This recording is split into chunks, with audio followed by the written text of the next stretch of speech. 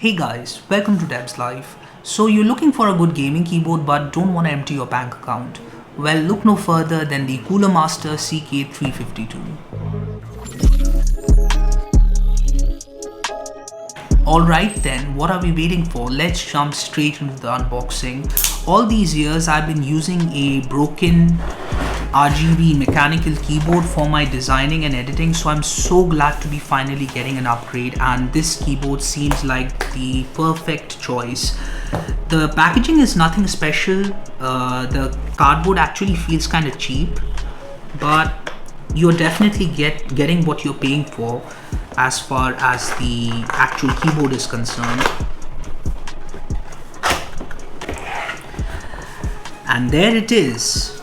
And inside the box, all we get is the keyboard itself, some paperwork, and the key puller itself. So the packaging is really nothing special, to be honest.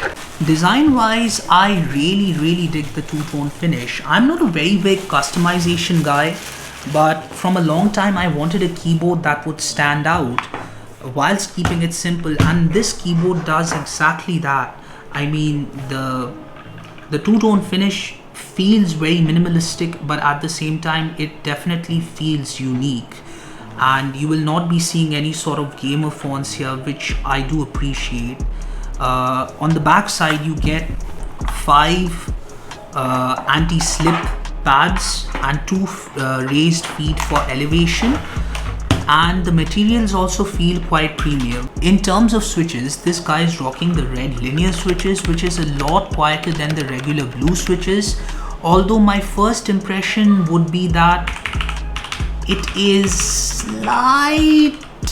slightly too loud for my preference. The actuation force is just perfect though, so that's definitely a positive. Moving on, let's talk about connectivity.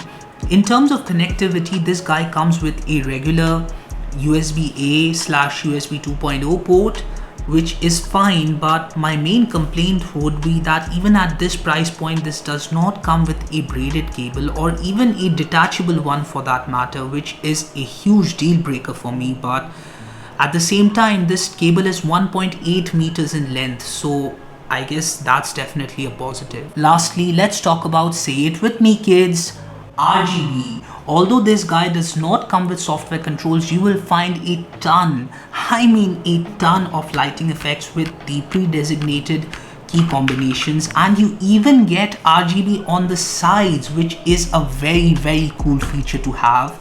And a lot of people actually don't prefer RGB, especially if they are going to be using it for editing like how I will be using it, but you can always turn it off, so I think that's definitely a plus point. Overall, the value this thing is packing is genuinely insane.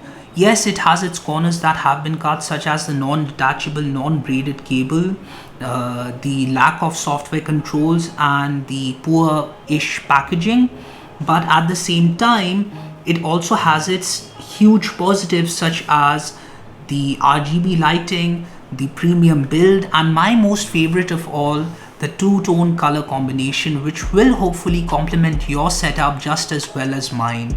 Either way, that's all for today. If you haven't already, be sure to subscribe. 1 sub equals 1 less calorie in my diet. I am Deb's Life and I am signing out. Hippo away.